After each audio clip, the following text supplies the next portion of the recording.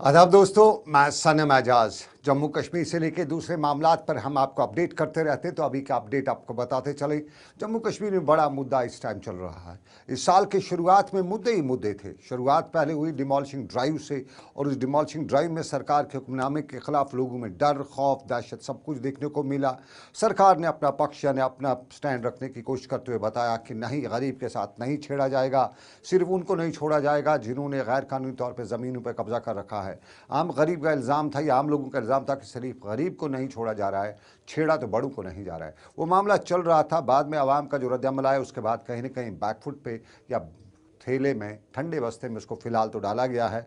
लेकिन उसके साथ ही प्रॉपर्टी टैक्स का मामला आया, और उसी प्रॉपर्टी टैक्स पर भी सरकार ने बताया, अपना रुख रखा कि 40% के करीब लोग तो इस टैक्स में आते नहीं हैं। सरकार ने आदाद शुमार भी दिखाए, सरकार ने पूरा पैरामीटर्स भी दिखाए, लेकिन आवाम में कहीं का बहुत से मामला उठने लगे। सियासी जमातों से लेकर आवाम में, जम्मू कश्मीर की आवाम ने उस पर अपना रद्द-ए-अमल ज़ाहिर करते हुए बताया कि इस वक्त हालात ही नहीं है, गरीब है, गुरबत है, इंफ्रास्ट्रक्चर नहीं है। और उसके साथ साथ जम्मू कश्मीर में जो पिछले 20-30 सालों के हालात थे, उसमें एक आम आदमी की सख्त ही नहीं है कि वो टैक्स भी अब दे सके, प्रॉपर्टी टैक्स दे सके।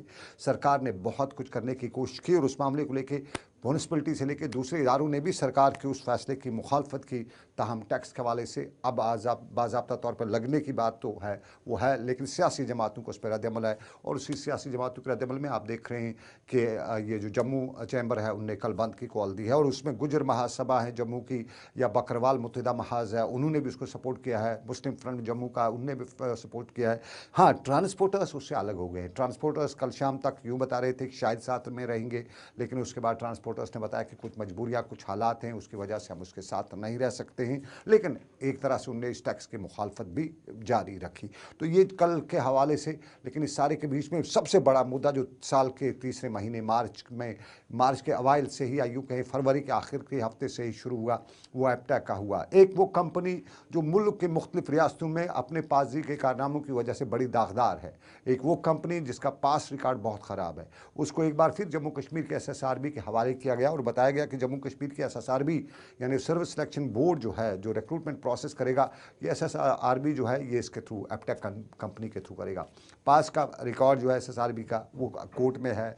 उसको कहीं ब्लैक लिस्ट भी पहले किया जा चुका है, और बहुत सी स्टेट्स में इल्ज़ाम आते हैं कि वो ब्लैक लिस्टेड है। उस सारे मामले को लेकर एसएसआरबी को ये देना, और जम्मू कश्मीर के नौजवानों को इस पर गम गुस्सा हक बजानिब था, क्योंकि इससे पहले भी जम्मू कश्मीर की जो कुछ रिक्रूटमेंट की जो लिस्टें हैं जारी हुई हैं, अगरचे सरकार ने एक बड़ा दावा किया कि 40,000 के करीब नौजवानों को रोज़गार जो है इस महीने, इस साल में दिया जा रहा है, जबकि 30 को दिया जा चुका है, 25 को दिया जा चुका है, 26 को, और 20 के करीब ये तैयारी चल रही है। लेकिन लोगों में डर है कि कहीं ये एप्टा कंपनी कुछ और तो लेके नहीं आ रही है, सरकार इस एप्टा कंपनी के ज़रिए कुछ और तो नहीं करा रही है।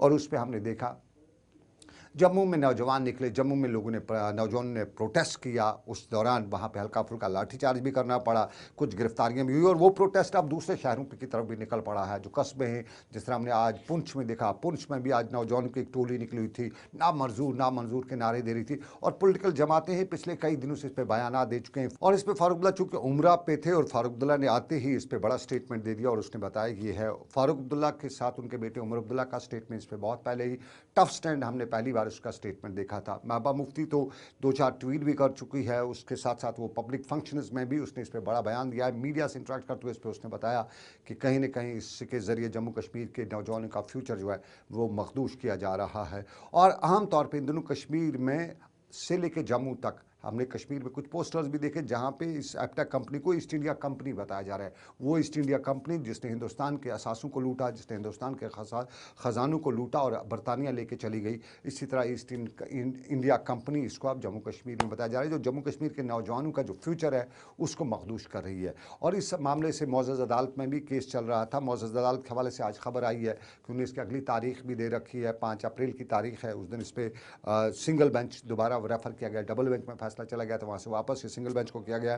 तो ये वो मामला थे जिनकी वजह से इस वक्त जम्मू कश्मीर में हाँ या यूँ कहें क्राइसिस मची हुई है। लेकिन एक और मामला जो है, जो हमारे यहाँ देखने को मिला है, डोडा के इलाके में एक क्लास 4th मुलाजिम एजुकेशन डिपार्टमेंट का, और सोशल मीडिया का इस्तेमाल करते हुए वो नफ़रत अंगेज़ हम उसे नहीं कहेंगे, हम उसे कहेंगे वो किस तरह के बयानात दे रहा था, जिस तरह से उसने पोस्ट किया था उस पर लोगों में गम गुस्सा था। लेकिन डोडा की पुलिस फ़ौरन एक्शन में आई और उसको गिरफ्तार कर लिया, उसके खिलाफ बाज़ाब्ता तौर पर केस बना लिया। लेकिन ये कल की बात है, डोडा ने उस पर, पुलिस ने उस पर बड़ी कार्रवाई की। लेकिन आज की बड़ी कार्रवाई अगर देखें तो एग्रीकल्चर डिपार्टमेंट ने लासीपुरा पुलवामा के इंडस्ट्रियल कम्प्लेक्स में की है। हमारे यहाँ खाद जो आती है ये सब्सिडाइज्ड खाद होती है, किसानों को सब्सिडी पे खाद दी जाती है। लेकिन इस खाद को, सब्सिडाइज्ड खाद को भी कहाँ ये इंडस्ट्रियलिस्ट ले जाते हैं। लासीपुरा में फैक्ट्री के दौरान 40 क्विंटल के करीब जो खाद है, यूरिया की खाद, वो आज डायरेक्टर एग्रीकल्चर शाहिद ने, इकबाल चौधरी ने जो है उसको ज़ब्त किया। और इकबाल चौधरी का जो एग्रीकल्चर डिपार्टमेंट है, उनकी इन्फोर्समेंट विंग ने जब वहाँ छापा मारा तो टालों के टाले वहाँ इस खाद के लगे हुए थे। और उस पर उन्होंने बताया किस तरह के, एक तरफ से सरकार ऐसे लोगों के खिलाफ सख्त कदम उठा रही है, लेकिन ये न जाने क्या किस मिट्टी के लोग बने हुए हैं, ये मनशियात फरोश, ये दोगले फेस वाले लोग या ये डबल स्टैंडर्ड वाले लोग, कि एक तरफ से सरकार उनके खिलाफ सख्त कार्रवाई की बात कर रही है और कर भी रही है, उसके बावजूद ये बाज नहीं आते हैं। तो ये वो मामला थे जो जम्मू कश्मीर में। लेकिन जम्मू कश्मीर की सिचुएशन में एक वीडियो है जो सोशल मीडिया पे बड़ा वायरल हो रहा है। ये बीजेपी के स्टेट प्रेसिडेंट रविंद्र रैना का वीडियो है। आपको ये वीडियो देखेंगे, वीडियो ज़रा देखिएगा, लेकिन मुझे दीजिए इजाज़त, आप वीडियो एंजॉय करिएगा, मुझे दीजिएगा इजाज़त, इस उम्मीद के साथ कि रब कायनात की रही मर्ज़ी। फिर करेंगे आपसे मुलाकात। रखिए अपना ख्याल, जुड़े रहिएगा हमारे साथ और अपना अपडेट हमें दीजिएगा। हमारा बुलेटिन, हमारे चैनल का जो ख़बरें हैं, हमारे ज़रिए जो कोशिश रहती है, वो आपको कैसा लगता है, उस हवाले से अपनी राय से हमें आगाह भी कीजिएगा। हमें इंतज़ार रहता है। सोशल मीडिया के सभी प्लेटफॉर्म्स पर हम आपके लिए अवेलेबल हैं, टीवी पर भी हम आपको 24 घंटे अवेलेबल रहते हैं। लेकिन अभी दीजिए इजाज़त, रखिए अपना ख्याल, अल्लाह हाफिज़। Chciałem gargasa, myślę, koń to mnie zjanan wal. Biegi cianca, mnie ten zjanan wal ki. Sihadine.